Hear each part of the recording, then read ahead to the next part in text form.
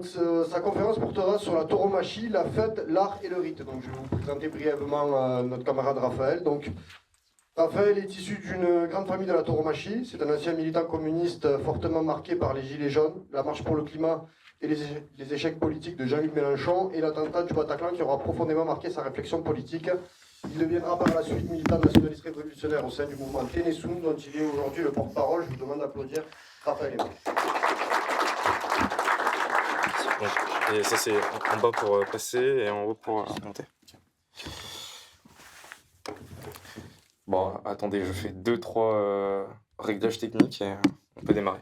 Alors très rapidement, déjà merci Louis de m'avoir invité à ce colloque. Ça revêt une importance toute particulière pour moi puisque, comme tu l'as dit, je suis descendant de militants communistes, mais pas seulement, c'est-à-dire que ma famille, elle, a été pendant assez longtemps militante occitaniste. Donc quand je viens à Carcassonne, quand je vois la croix d'Occitanie, quand je vois le rouge de cette région du Midi français, évidemment ça me parle. Et ça me parle d'autant plus que ma grand-mère a longtemps nourri toute une réflexion autour de la question indépendantiste dans le Midi, autour de la question de l'identité occitane. Elle a milité au Parti nationaliste occitan. Probablement que ça parlera à Monsieur Roudier dans la salle. Et voilà, donc c'est quelque chose qui m'est cher. Alors moi je suis provençal, donc je ne suis pas du Languedoc, je ne suis pas d'Occitanie, mais évidemment je suis heureux d'être ici. Et un peu comme disait Mistral, je me sens chez moi partout où le soleil brille. Donc moi je vais vous parler d'une des parts de l'identité du Midi, de l'identité occitane, qui sont les traditions taurines. Alors, excusez-moi 2 secondes. Il faut...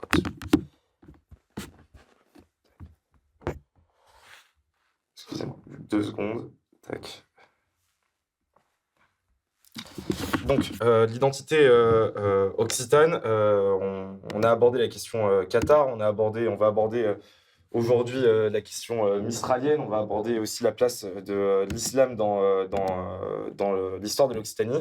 Et moi, je vais vous parler de la tauromachie. Comme disait Louis, la tauromachie, pour moi, c'est une histoire qui est familiale, puisque j'ai la particularité d'être le fils de 2 toreros, à savoir mon père qui était Curo Cruz, qui a été un matador de taureaux espagnol, qui a été dans la quadrille de Ortega Cano, qui est une figure du taureau en Espagne, et également de Mireille Emma, dont j'ai pris le pseudo pour la politique, qui a été la femme qui a fait la plus longue carrière à pied en France. Donc, moi j'ai un rapport personnel à la tauromachie, cette conférence risque d'être assez intimiste, disons. Alors, cette conférence va s'établir et va se baser essentiellement sur un ouvrage qui s'appelle Tauromachie, la fête, l'art et le rite, qui a été écrit donc par ma mère à l'époque où elle faisait des études hispanistes. Et elle a essayé de définir la tradition taurine avec un triptyque. Alors, vous savez, la corrida, c'est quelque chose d'assez passionnel, c'est quelque chose qui va en général cliver, si vous voulez tester vos familles un petit peu, essayer de lancer le débat de la corrida. Moi, j'aimerais vous poser une question au lever de main. Qui a déjà assisté à une corrida ici ? Et un deuxième lever de main, qui se considère comme un aficionado, c'est-à-dire quelqu'un qui suit la corrida à cadence régulière ? Personne ? Ok, Thomas, merci. Je vais vous citer Janco, qui disait « Voici la fête. Elle s'appelle Fiesta Brava, fête des hommes et fête des femmes qui n'ont pas oublié qu'elles aiment les héros. Il y a encore cette sublime folie dans ce monde, un homme qui solennellement offre à un autre homme, à une belle ou à une foule, la mort d'un taureau. » La corrida, comme je vous le disais, c'est un sujet clivant. Et comme ma mère a essayé d'inventer, avec son livre, un triptyque de défense de la corrida. Alors, ce triptyque, c'est la fête, l'art et le rite. Et vous verrez tout au fil de ma conférence que c'est la meilleure manière de défendre la tauromachie. Donc, comme je vous disais, on va organiser cette conférence. Je vous annonce un petit peu mon plan de façon académique. On va d'abord commencer par l'histoire de la tauromachie. Donc, on va aller remonter aux origines de la tauromachie. L'idée, c'est pas d'avoir une vision exhaustive, académique, universitaire de ce qu'a été l'histoire de la tauromachie, mais c'est quand même de contextualiser. Et ensuite, on abordera deux des points du triptyque, puisque je vous avais dit la fête, l'art et le rite. Là, vous allez avoir une définition de pourquoi la tauromachie est un art et pourquoi la tauromachie est un rite. Et pour ce qui est de la fête, vous verrez que c'est contenu dans l'histoire de la tauromachie. Alors, on va démarrer immédiatement par les origines antiques de la tauromachie. Donc, dans l'ouvrage de ma mère, on va beaucoup s'appuyer sur un historien qui s'appelle Conrad, qui a écrit un livre qui s'appelle Le culte du taureau. Et Conrad va identifier une origine de la tauromachie dans la tradition crétoise. Mais il va même construire une nouvelle fois un triptyque pour l'origine antique de la tauromachie, Crète, le mitraïsme et Rome. Alors, on va les aborder un par un. Alors pour Crète, la civilisation minoenne, c'est une civilisation antique qui vénère un dieu taureau qui est à la fois le roi de l'île mythique qui s'appelle Minos. Et justement, ils vont avoir tout un tas de traditions taurines. C'est même eux que l'on recense comme les premiers à organiser des fêtes tauromachiques. Alors, en quoi consistaient ces fêtes? Et vous allez voir que c'est intéressant parce qu'on va pouvoir dresser des parallèles avec la corrida contemporaine. Ces fêtes consistaient à venir faire des figures acrobatiques en s'appuyant sur les cornes du taureau. Pourquoi? Parce que les cornes symbolisaient la fertilité. Alors on prêtait aux cornes, et ça a été repris un peu plus tard, notamment par la psychologie, on prêtait aux cornes des vertus de force, de fertilité, et il fallait absolument les toucher au moment où on sautait par-dessus le taureau pour en accaparer les vertus. Et alors souvent, quand on parle de la civilisation minoenne, pour ceux qui sont un peu familiers, on va avoir cette impression que c'était pas forcément des corridas avec mise à mort. Et pourtant, il y avait une mise à mort.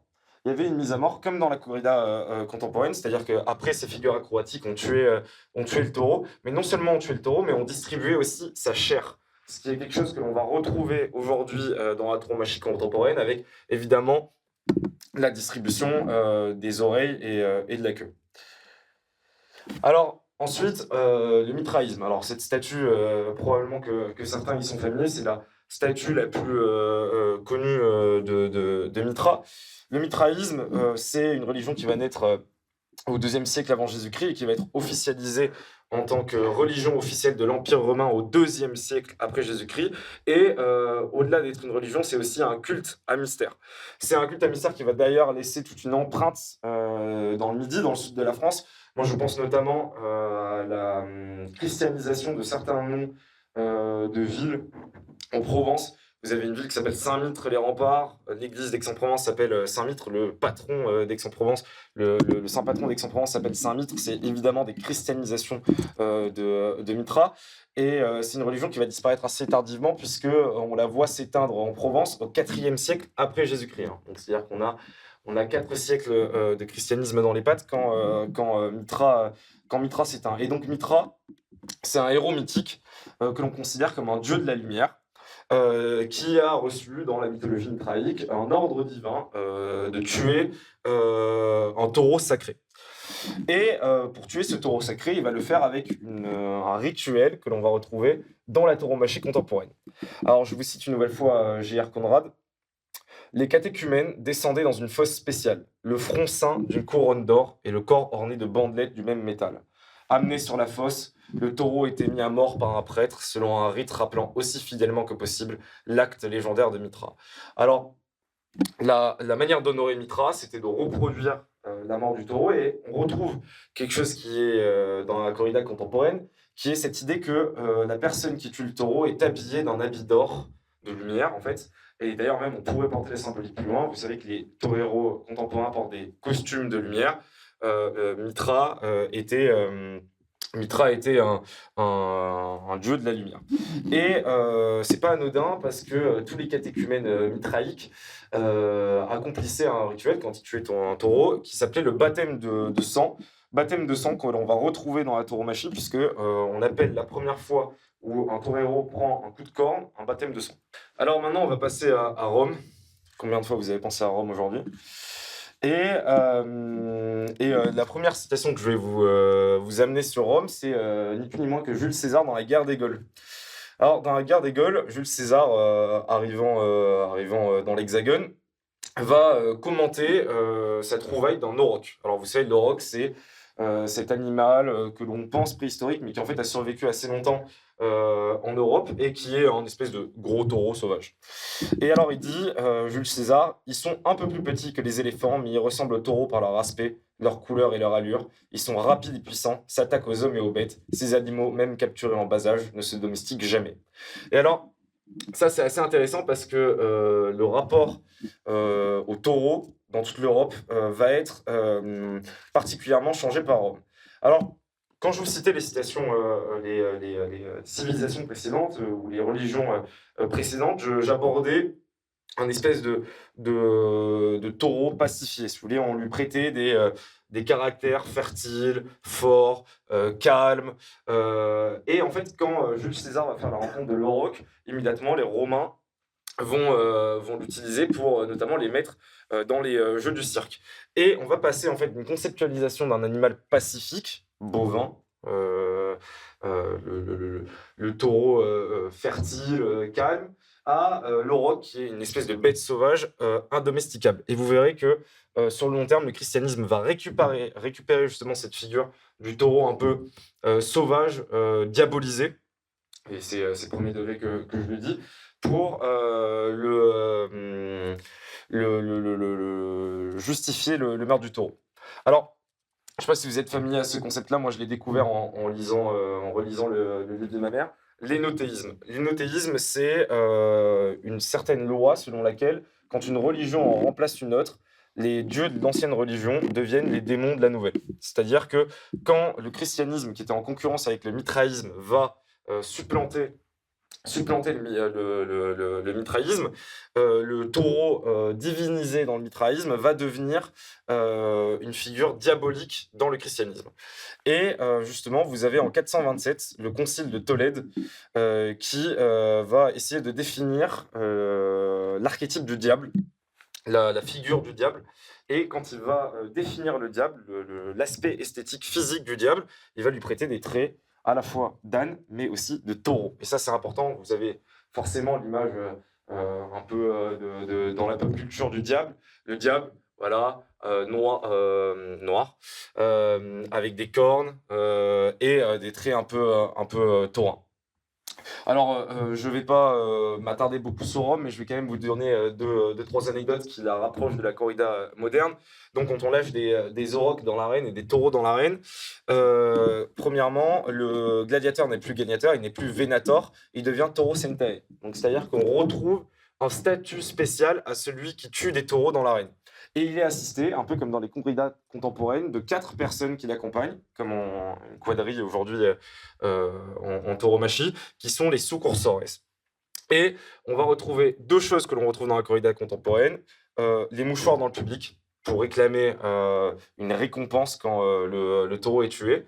Donc ça, c'est relaté par des historiens romains contemporains. Donc le public sort des mouchoirs pour acclamer le taureau sentae, et le tour d'honneur qui rappelle évidemment le tour de ronde que fait un torero quand il triomphe. Je vous rajoute même qu'un historien catalan qui s'appelle Serra Rafols, il évoque même un tissu rouge utilisé pour exciter le taureau, et il précise quelque chose qui est une caractéristique de la tauromachie, que le sang humain ne coule pas nécessairement. Ça veut dire qu'on a déjà cette conceptualisation que le taureau est destiné à mourir sans que le sang humain ne coule. C'est déjà un combat inégal. Alors là, je passe au Moyen-Âge, en rouge. Alors, le Moyen-Âge, je vais revenir un petit peu sur la question de l'auroch. L'auroch, cette race qui vient directement de la préhistoire qu'on pourrait assimiler au taureau, va disparaître dans toute l'Europe, sauf dans les territoires de l'Empire romain. C'est assez intéressant à noter. En fait, on a l'image de l'auroch comme un animal préhistorique. Absolument pas. En fait, ça a survécu jusqu'au Moyen-Âge tardif dans les territoires descendants de l'Empire romain. Alors, je vais être obligé de parler des Maures et des Arabes, parce que, évidemment, la tauromachie est une tradition espagnole, exportée en France, Et elle a été évidemment influencée durant la période d'occupation arabo-musulmane de la péninsule ibérique. Et alors, la question de l'influence mort dans la corrida, elle est assez simple. On la retrouve à la fois dans la corrida à cheval et dans les banderilles que l'on retrouve aujourd'hui dans la corrida contemporaine. Alors déjà, dans la corrida à cheval, il faut savoir qu'en fait, on monte d'une manière un peu spéciale qui s'appelle monter à la jineta. Je ne sais pas s'il y a des cavaliers dans la salle, mais monter à la jineta, c'est monter avec des étriers légèrement plus étroits et surtout se guider de ses hanches pour diriger le cheval. Là où, en fait, quand on monte à la bride, on se guide de la bride. Donc la cavalerie européenne avait tendance à monter à la bride, la cavalerie arabe plus légère, monter à la jineta, et c'est quelque chose que l'on retrouve encore aujourd'hui dans les corridas à cheval. Et la banderie dont je vous parlais, c'est vachement pixelisé. La banderie, dans sa forme, on suppose qu'elle vient des Arabes, puisqu'en fait, ça serait la flèche arabe. La flèche est importante dans la civilisation arabe, et donc ça serait une tradition de tirer avec des arcs sur les taureaux, qui serait devenue ensuite, plus tard, dans la version moderne de la corrida, contemporaine de la corrida, les banderies mises lors de la Ligue. Alors, un dernier mot. Alors, j'imagine que vous connaissez le olé espagnol, le grand cliché du olé, dit dans une arène ou dit par un espagnol pour à peu près n'importe quelle occasion. Vous avez un poète républicain qui s'appelle Federico García Lorca, qui voit dans ce olé la résurgence d'une invocation arabe. Je vois qu'il y a un camarade qui n'est pas d'accord avec moi, avec cette théorie-là, qui me dévisage dans le public. Et donc, je vous cite Federico García Lorca. Dans toute la musique arabe, danse, chanson ou élégie, l'arrivée du duende est saluée par d'énergiques Allah Allah, si proche du olé du taureau, qui sait s'il ne s'agit pas du même. Donc en fait, il y a probablement dans le olé de la corrida une résurgence du Allah ou même du voilà. Et voilà. Et voilà. Alors voilà, c'était lui, Federico García Lorca. Voilà. Alors maintenant, on fait un peu un bond. Je vais vous évoquer les fêtes royales. Pendant tout le Moyen-Âge, la corrida va avoir deux facettes. Elle va avoir une facette populaire, qui en fait, globalement, je reviendrai un petit peu plus tard, des lâchers de taureaux dans des villes où la population sort avec des bâtons et des lances pour essayer de fracasser le taureau dans la rue. Et puis la noblesse qui essaye de codifier un petit peu tout ça. Mais surtout qui combat à cheval. Et la corrida à pied arrive très tardivement.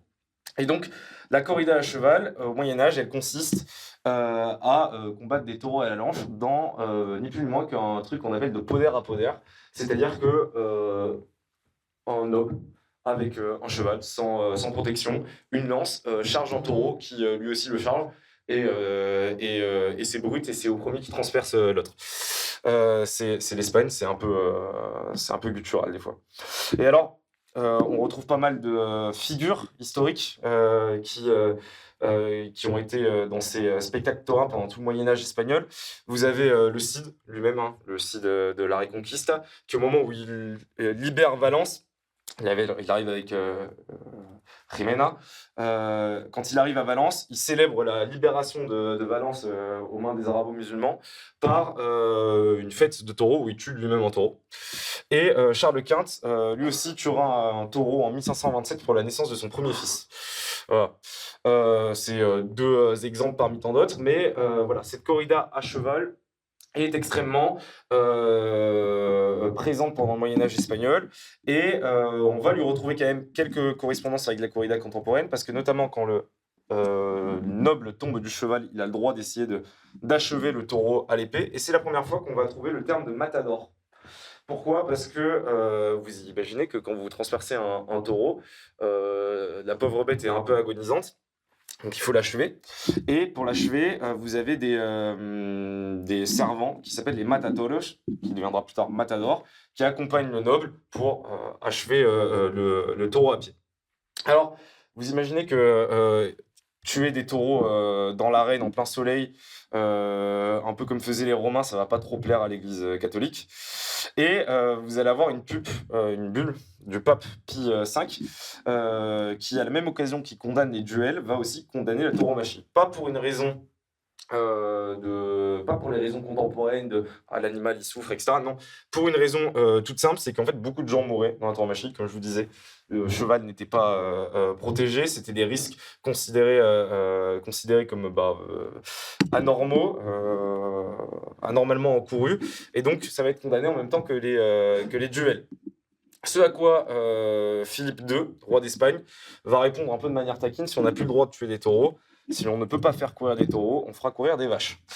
Et donc ils vont contourner cette bulle et ça va initier toutes les traditions de lâcher de taureaux, les courses, les encierros, les lâchers de vaches, ça qu'on retrouve d'ailleurs en Camargue, à l'occasion justement de cette condamnation.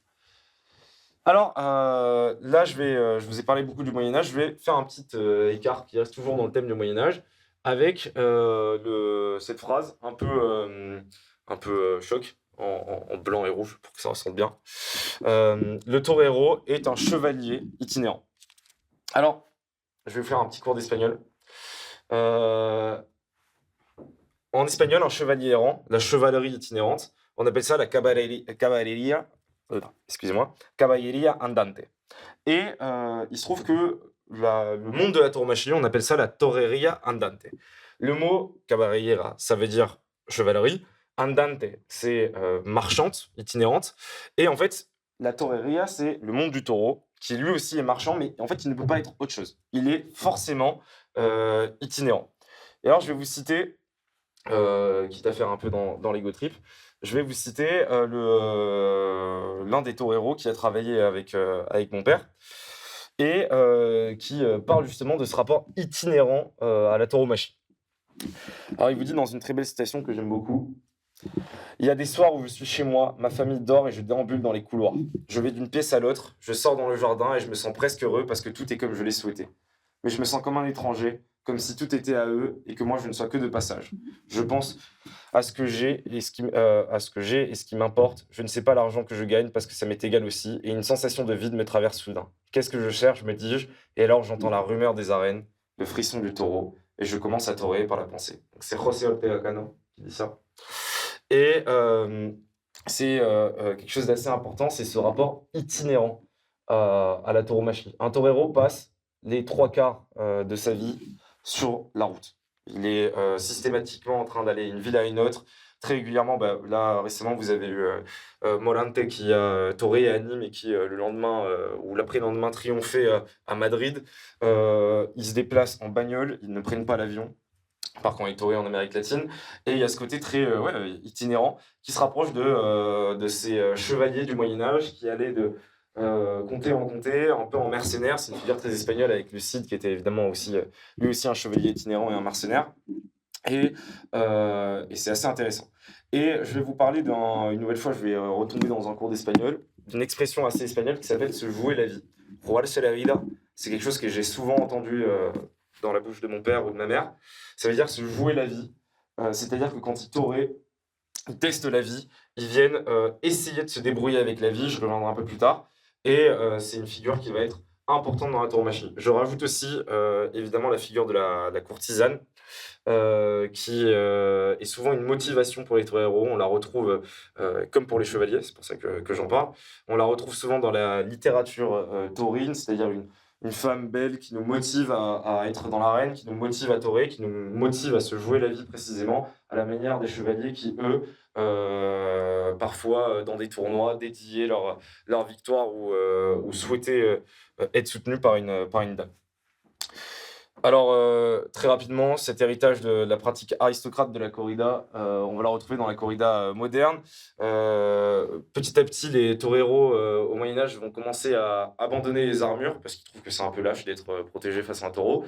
Et donc, ils vont enfiler ces espèces de costumes qui vont être récupérés dans la corrida portugaise. Ça, c'est un costume typiquement du rejon portugais. Donc, si vous allez voir un rejon en France, une corrida à cheval en France, vous ne trouverez pas des costumes comme ça, mais les Portugais qui ont perfectionné la corrida à cheval portent un costume de ce genre-là. Et ensuite, vous avez aussi la grégorienne, qui est cette espèce de caparation que portent les picadors. Donc, les picadors, c'est ceux qui sont sur le cheval et qui piquent le taureau, qui est littéralement en fait un héritage de l'armure moyenâgeuse. C'est des protections lourdes. Alors, maintenant, décidément, je vais vous faire un cours d'espagnol aujourd'hui. Euh, euh, Comment est-ce qu'on passe d'une corrida à cheval durant tout le Moyen-Âge à une corrida à pied?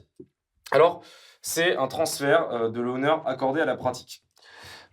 C'est quelque chose qui va s'opérer avec notamment le siècle baroque en Espagne et la littérature du XVIIe, XVIIIe et XIXe siècle en Espagne. Donc, comme je vous disais, la corrida à pied, celle qui était pratiquée avec les villageois qui sortaient pour mettre des coups de bâton, des coups de lance, etc., à moitié morceaux sur les taureaux, c'était une pratique essentiellement rurale. Et en fait, vous allez avoir une corrida chevaleresque, noble, aristocrate, qui elle se fait à cheval. Sur le long terme, en fait, petit à petit, la corrida à cheval va être considérée comme une espèce de corrida de plaisir. On ne prend pas vraiment de risque. Un peu à la manière que nous, on aurait de regarder les courses épiques des lords anglais, vous voyez.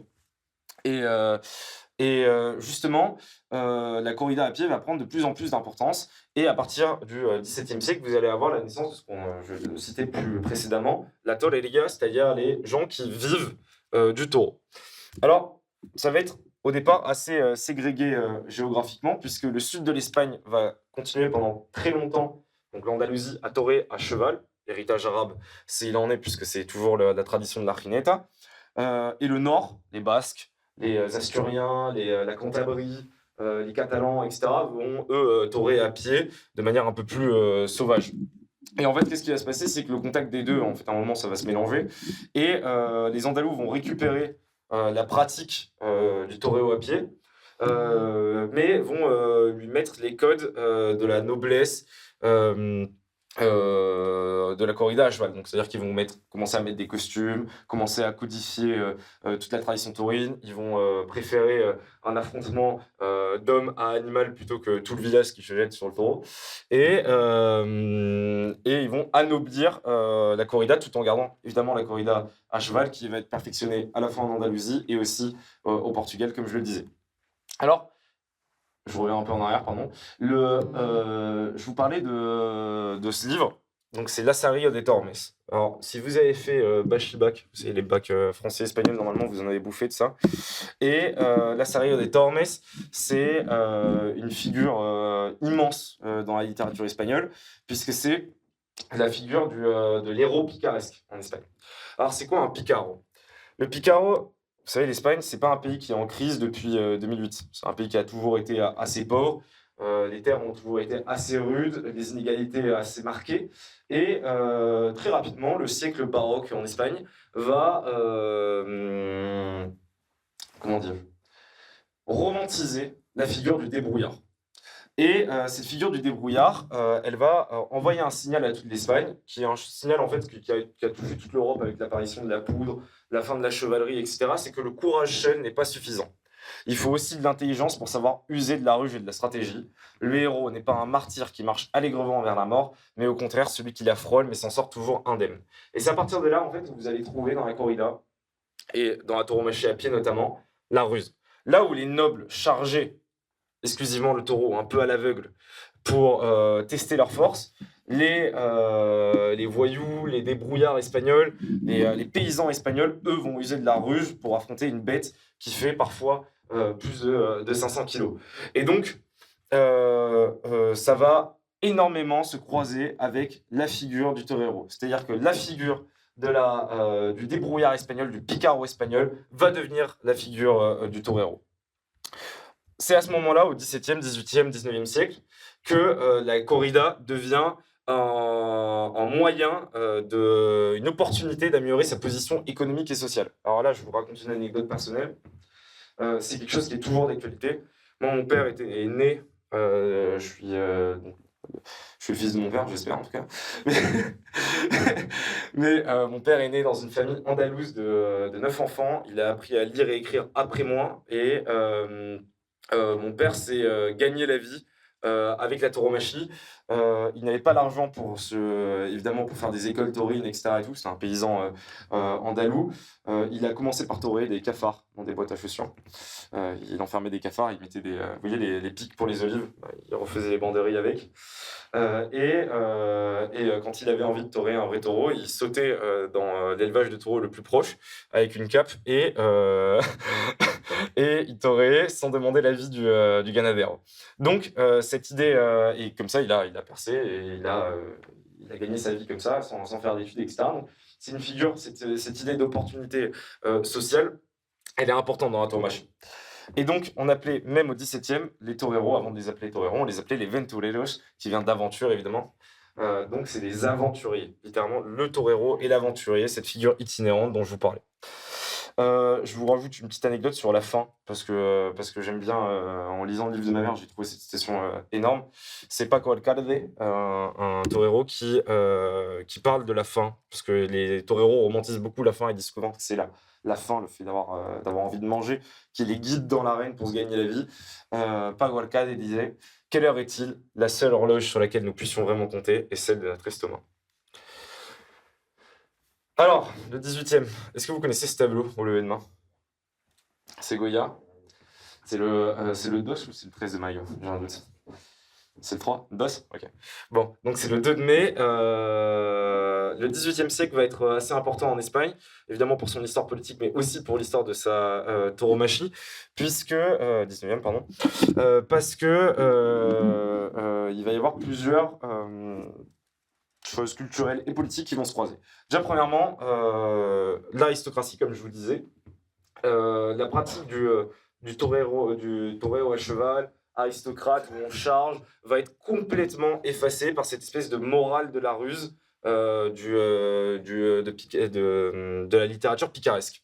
Et donc, petit à petit, ça va tomber en désuétude, la corrida à cheval pratiquée par la noblesse, et ça va être remplacé vraiment par la corrida à pied. C'est au long du 18e et 19e siècle, où l'Espagne devient, où la corrida devient majoritairement à pied. Et donc, qu'est-ce qu'elle va faire l'aristocratie? Elle va se consacrer tout simplement à l'élevage de taureaux. Et c'est pour ça que vous retrouvez dans les ganaderías des symboles, des fers pour les manades, qui ressemblent un petit peu à des espèces de blasons. Voilà. Et donc la plupart des familles, par exemple nobles en Espagne, aujourd'hui ont des élevages de taureaux, des fincas, des ganaderías. Et voilà. Alors, évidemment, on dirait on en parle souvent en France, évidemment, parce que ça nous a marqué avec la Révolution française, mais on ne parle pas trop des Lumières en Espagne. Pourquoi? Parce qu'en fait, la lumière, elle ne s'est pas totalement allumée. Et elle ne s'est pas totalement allumée parce qu'on va souvent dire dans l'histoire politique espagnole que l'Espagne n'a pas eu réellement de lumière. Elle a eu une parodie des lumières françaises. Et on va appeler ça l'illustration. Et donc, qui va amener les lumières et toutes les idées progressistes en Espagne? C'est les Français. Merci. Et donc, ça va se faire pendant l'occupation française de l'Espagne. Vous savez, les conquêtes napoléoniennes Napoléon va conquérir l'Espagne, il va placer son cousin Joseph Bonaparte, que les Espagnols vont surnommer Pepe Botella parce qu'il n'était pas fâché avec la boisson, au trône d'Espagne, et ça va créer toute une scission dans la société espagnole entre ce qu'on va appeler les afrancesados et les majos. Alors les afrancesados, c'est les francisés, qui étaient les partisans des Lumières, progressistes, voilà, ils aimaient bien Voltaire, tout ça, et les majos, qui étaient les macho ibérico, qui, eux, conservaient les traditions espagnoles, etc., et notamment la tauromachie. Et la tauromachie va devenir un vrai point de clivage, puisque les Français vont essayer de l'interdire au départ. Ils trouvent que c'est complètement barbare de massacrer un taureau au milieu d'une arène. Et les Espagnols hispanistes vont essayer de la défendre. Et les majos vont conserver la tradition taurine. Et alors, pourquoi est-ce que je vous mets ce tableau du soulèvement espagnol contre la France? Donc là, c'est le moment où ils sont sacrifiés, le lendemain, ils se soulèvent. Pourquoi? Parce qu'en fait, la révolution anti-bonapartiste en Espagne, qui va constituer la nation espagnole, va se former dans des arènes. Joseph Bonaparte, il voulait plaire au peuple espagnol qui le détestait foncièrement. Et pour lui plaire, il s'est dit, je vais organiser des spectacles de taureaux. D'ailleurs, c'est en 1811 qu'on a la première corrida payante. C'est lui qui a institué une corrida payante. D'ordinaire, c'était un spectacle complètement gratuit. Et il va réunir les Espagnols dans les arènes, pensant leur faire un cadeau, leur faire les séduire. Et en fait, qu'est-ce que vont faire les Espagnols? En fait, dans les arènes, réunis à 5000 dans une arène, ils vont se mettre à parler de politique. Et ils vont comploter contre le pouvoir bonapartiste et ils vont faire la révolution qui mènera à l'indépendance de l'Espagne. Et alors, pourquoi est-ce que je vous parle de ça? C'est parce qu'il y a un message symbolique, social dans le taureau. Ça, c'est quelque chose d'assez important à comprendre. C'est-à-dire que quand on se réunit dans une arène, non seulement on assiste à un art, un spectacle, un rituel, mais c'est aussi une tradition de sociabilité. Si vous voulez, dans les arènes, vous parlez avec vos voisins. Ça se fait beaucoup en Espagne. Vous avez les peñas qui sont des associations, il y en a aussi en France, qui sont des associations qui vont au taureau, qui animent les férias, etc. C'est un espace de sociabilité. Dans une arène, tout le monde est mis au même rang social. Et c'est pas pour rien que les régimes autoritaires, toute sympathie que j'ai pour le franquisme mis à part, le franquisme va, par exemple, encadrer très sévèrement la corrida, puisque l'armée sera déployée sous le franquisme autour des arènes et la pratique taurine encadrée par le ministère de l'Intérieur. Parce que là, vous avez des renseignements territoriaux qui étaient dans les arènes tellement c'était le seul moment où en fait les Espagnols se réunissaient en foule, en foule. 1830, je sais pas, je l'ai noté. 1830, c'est la création de la première école nationale de tauromachie à Séville. Donc voilà, les écoles taurines, ça apparaît au 19e siècle. Mais je me permets de préciser que c'est pas forcément obligé de passer par une école taurine pour être torero. Je vous ai parlé de l'exemple de mon père. Mon père n'a jamais fait d'école taurine. Et en France, alors ça c'est parce qu'on dirait qu'on fait un colloque en Espagne là. Très rapidement pour la France, depuis des siècles, vous avez des traditions taurines en France, évidemment amenées par les Romains. On retrouve aussi des traditions celtiques tauromachiques, des jeux de taureaux. Mais voilà, donc en France, vous avez essentiellement ce qui est vraiment autochtone, c'est les courses landaises et camarguaises, qui sont, elles, sans mise à mort. Elles animent le sud de la France, c'est des pratiques rurales, traditionnelles, souvent liées à l'élevage. Mais comme je vous dis, il n'y a pas de mise à mort. En 1850, on va commencer à trouver une juridiction de la corrida, puisqu'il y a une loi, la loi Gramont, qui va protéger un petit peu les animaux domestiques. Donc, quand même, on est au 19e siècle. Mais justement, la loi fait une exception parce qu'elle ne s'applique pas aux taureaux de combat. Donc là, on retrouve déjà un peu la tolérance d'un particularisme. Alors, la première corrida à l'espagnol va être organisée en 1852 dans les Landes, à Bayonne, et c'est Eugénie de Montijo, la future épouse de Napoléon III, qui l'introduit. Vous allez avoir une expansion très rapidement de la corrida espagnole qui va être liée à deux phénomènes, à la fois au fait que ça va plaire, c'est une fête qui est populaire, mais aussi parce que vous avez évidemment des vagues d'immigration espagnole qui précèdent le franquisme, qui vont l'exporter un peu partout, à Bordeaux, Dax, Toulouse, Arles, Béziers, Beaucaire. On va souvent réutiliser les arènes romaines, comme à Nîmes ou à Arles, pour organiser les spectacles taurins. Et alors, je vais vous donner une anecdote. Souvent, ça fait deux anecdotes. Ça fait rire souvent les gens. Enfin, en tout cas, ça les intrigue. Il y a eu des corridas jusqu'à Paris, en France. C'est-à-dire que vous avez des arènes à Paris, qui sont les arènes de Lutèce. Vous avez eu des corridas avec mise à mort à Paris. Et vous avez eu des corridas à Toulouse aussi. Aujourd'hui, on ne retrouve plus d'arènes à Toulouse, mais les plus grandes arènes de France, ça a été les arènes de Toulouse. C'est pour ça qu'à Toulouse, vous avez un métro qui s'appelle Les Arènes. Ça a été démoli dans la deuxième partie du XXe siècle. Et c'était des immenses arènes. Vous avez aussi eu plein d'endroits comme Marseille. Il y avait des arènes à la Plaine.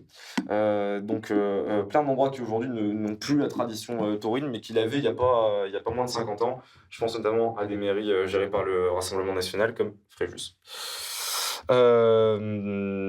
Mistral va évidemment soutenir la corrida, dont il voit en son sein une incarnation latine et provençale. Et en 1951, donc à la moitié du XXe siècle, vous allez avoir une loi qui va légiférer définitivement la tauromachie et les combats de coqs en France. C'est la même loi. On considère qu'on a le droit d'organiser des spectacles taurins avec mise à mort en France à partir du moment qu'il y a une tradition locale ininterrompue. Donc c'est pour ça que quand une mairie arrête d'organiser des corridas, comme c'est le cas à Carcassonne, hélas. Je crois qu'il y avait des arènes portatives à Carcassonne. C'est très difficile de réorganiser, parce qu'en fait, la loi littéralement l'interdit. Donc, par exemple, à Fréjus, à cause du Rassemblement national, on ne pourra pas réorganiser de corrida. Voilà. En 2011, il y a eu une tentative brève, mais intense, d'inscrire la corrida au patrimoine culturel immatériel français. Évidemment, la gauche s'est levée. Et voilà. Donc en France, on est quand même à 60% d'opposants à la corrida qui dénoncent un spectacle sanguin. Évidemment, on retrouve une opposition entre le nord et le sud en France. Le midi aime la tauromachie parce qu'en général, on grandit dans l'écosystème de la tauromachie, on connaît des gens qui travaillent avec des taureaux, etc. Les nordistes en sont assez éloignés. Tant pis pour eux. Alors, je vous mets quelques photos parce que je me suis dit que ça pouvait espacer un peu la conférence. Ça, c'est il me semble que c'est les arènes de Séville ou Ronda. J'ai un doute. Je vous mets cette illustration pour vous montrer à quel point une arène peut être remplie. Ça, c'est une photo qui est récente, qui date d'il y a 2 ans. Aujourd'hui, la tauromachie connaît un regain. C'est encore un spectacle populaire, notamment en Espagne, mais aussi en France. Ceux qui ont fait des férias à Arles, Nîmes, Dax ou Béziers savent que une arène peut être régulièrement remplie, et notamment depuis les tentatives d'opposition. Qui ont redonné un regain à la tauromachie. Alors, une nouvelle fois, pour insister sur le côté fête, je vous montre 2 jolies photos qui ont été prises à Arles. Vous voyez ce côté populaire, vous voyez les Arlésiennes.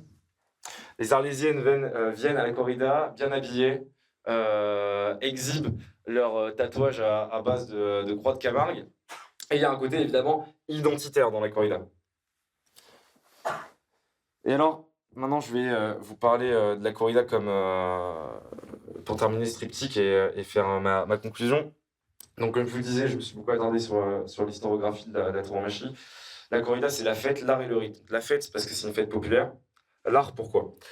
Alors déjà, c'est un art parce que ce n'est pas un sport. Ça, c'est quelque chose d'important à comprendre. Si jamais vous êtes face à un opposant de la corrida, il faut lui expliquer que ce n'est pas un sport. C'est-à-dire qu'il n'y a pas une idée de performance derrière la corrida. Il n'y a pas une idée le taureau et le torero doivent gagner. L'un ou l'autre doit gagner. Ce qui se passe, c'est que dans la corrida, il y a une performance, une création d'une esthétique, et ce que l'on salue, c'est la cohésion entre le taureau et le torero. Si vous envisagez la corrida comme un sport, comme un match où une des 2 équipes doit gagner, vous n'avez rien compris à la corrida. La corrida est foncièrement quelque chose où le sort est tiré d'avance. Le taureau doit mourir. Ou il va mourir, c'est quasiment certain. Et à très rares exceptions, soit parce que le taureau a été tellement courageux et brave qu'on le gracie, soit parce qu'il a empalé le torero en face, le taureau est censé mourir. Donc ça, c'est extrêmement important à comprendre, et il faut voir que dans la corrida, on crée une véritable dramaturgie avec des mouvements, des passes. Je ne m'attendrai pas sur toutes les passes, mais il y a une technique de la corrida, un peu comme il y a une technique de la peinture, et on essaye de créer un véritable art, et on cherche à créer de la beauté dans la corrida, une beauté certes tragique, une beauté cruelle, une beauté passionnelle, très espagnole au final, où en fait on met en cohésion et en exergue le sang et le sable. C'est tellement un art que... Attendez, je reviens sur mon art. C'est tellement un art que les Espagnols vont mettre beaucoup de temps à écrire sur la corrida. Et ils vont écrire tardivement sur la corrida, puisque en fait, ils vont écrire sur la corrida à partir du moment où des intellectuels étrangers vont s'y intéresser. Si vous voulez, la corrida va être un truc qui est commun en Espagne, accepté de tous pendant toute son histoire. Et puis en fait, quand vous allez avoir des Hemingway, des Collins, des Manet, des intellectuels qui vont venir en Espagne et être fascinés par la corrida. Vous avez même Che Guevara qui venait au corrida pendant le franquisme, tellement il était fan de taureau. Quand des intellectuels étrangers vont s'intéresser à la corrida, eh ben, les Espagnols vont se dire il faut qu'on écrive sur la corrida. Et c'est un art, c'est quelque chose qui a fasciné des générations d'intellectuels, c'est quelque chose d'assez imperceptible. Ça a été une inspiration évidemment pour énormément d'artistes et ça l'est encore aujourd'hui. On le retrouve beaucoup, l'esthétique de la corrida dans la publicité. Et alors le point le plus important peut-être, c'est celui de la corrida comme un rite. Alors très rapidement pour essayer de définir un rite c'est une codification d'une pratique à laquelle on veut prêter une dimension sacrée ou religieuse. Et en fait, on va retrouver, un peu à la manière d'une messe, dans la corrida, une liturgie. C'est-à-dire que la corrida est, surtout dans sa version contemporaine, extrêmement codifiée avec des tercios, des moments où vous avez un ordre de passage, vous avez des traditions, vous avez des codes qui se sont façonnés tout au long de l'histoire. Évidemment, la corrida n'est pas née dans sa forme contemporaine comme on la retrouve aujourd'hui, mais ça en fait un rite. Ça en fait un rite parce que, comme je vous disais, avec toute cette contextualisation un peu longue, déjà, premièrement, ça vient foncièrement de quelque chose de sacré. Si on remonte aux origines antiques de la corrida, en fait, on retrouve cet esprit européen de fascination pour le taureau. On connaît l'histoire de Zeus qui se transforme en taureau pour draguer Europe. C'est foncièrement une figure qu'on a retrouvée beaucoup dans l'histoire européenne, la figure taurine. Et c'est même l'animal européen par excellence, je pense.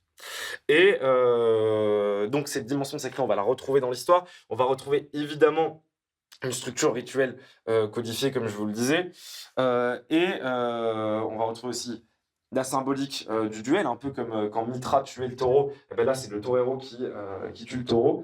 Et je vous dirais aussi que c'est quelque chose qui est assez perméable à la religiosité. Certains ici dans la pièce le savent. À Arles ou à Nîmes, souvent les toreros, notamment maintenant, quand ils rentrent dans l'arène, la première chose qu'ils font, c'est qu'ils arrivent dans le sable et ils se signent. Ils signent le sable. Ils font une croix dans le sable. Souvent, on a voulu faire passer la tauromachie pour quelque chose de païen. En réalité, ça s'est assez bien marié avec le christianisme. Et la plupart des toreros, d'ailleurs, sont des chrétiens exubérants, quoi. Voilà, petite promotion. Mireille Lagier et Emma. Donc le livre de ma mère, Tauromachie, la fête, l'art et le rite. Je devais l'amener parce que je devais le passer à Louis, mais je l'ai oublié avec son provence, désolé. Mais voilà. Elle est sur un projet de réécriture, donc potentiellement que ça va ressortir dans pas très longtemps. Émeric Caron, voilà, je me permets quand même de mettre un peu de politique dans cette affaire. Ce monsieur est aujourd'hui le plus grand pourfendeur de la corrida. Donc il avait tenté avec son groupe, il est insoumis, avec son groupe il avait tenté de faire interdire la corrida. Il a eu une réponse excellente. Comme je le disais, la corrida c'est la fête, parce que la corrida est inenvisageable avec sans son écosystème. Et en fait quand Caron a essayé de faire passer sa loi anti-tauromachie, vous avez eu des manifestations massives à Montpellier de ce qu'on appelle la bouvine. La bouvine, c'est quoi? La bouvine, c'est tous les gens qui travaillent avec le biou, avec le bœuf, avec le taureau, et qui sont sortis dans la rue. Il y avait même la reine d'Arles qui arrivait avec ses gardiens, enfin bref, c'était moyenâgeux. En fait, il y a 15 000 personnes qui ont défilé à Montpellier. Et il y avait énormément d'identitaires, de nationalistes, tout. C'était assez drôle parce que vous aviez Jeune Doc qui avait déployé une banderole, l'Action française qui avait déployé une banderole, tous les groupes avaient déployé une banderole. Vous aviez même une magnifique banderole en tête de cortège, moi je l'adore, avec marqué Front de Libération Nationale Camarguais et FNC. Et voilà, donc ce monsieur a tenté de s'opposer à la corrida, mais la corrida est vivante, la tradition est vivante, et donc on a réussi à le repousser. On n'est pas à l'abri que ça revienne. Donc il faut se méfier des attaques à la corrida, parce que quand on attaque la corrida, en fait, on attaque à la fois notre conception morale du monde et notre identité. Pourquoi notre conception morale du monde? Parce que justement, nous ne sommes pas de ces gens qui considèrent que la mort est quelque chose de tabou. Quand on met le taureau au milieu de l'arène, quand on tue le taureau au milieu de l'arène, en fait, on met la mort au centre de la vie. Et c'est ça peut-être le rôle social de la corrida. Et si vous deviez retenir qu'une seule chose, pourquoi la corrida? Pourquoi? Parce qu'il faut nous rappeler la mort dans une société qui est pacifiée, apathique. Et je vais vous citer un historien je vais vous citer Rousseau. Rousseau, mon Dieu. Des Lumières, mais parce que j'adore cette citation. C'est: ils guérissent la mort, ils tuent le courage, qu'importe qu'ils fassent marcher des cadavres. Que nous importe qu'ils fassent marcher des cadavres. Cette citation veut dire que en éliminant la mort, ce qui est le but des médecins, des sociétés apathiques, de nos sociétés contemporaines, c'est-à-dire oublier que nous sommes tous périssables, que tous on retournera poussière.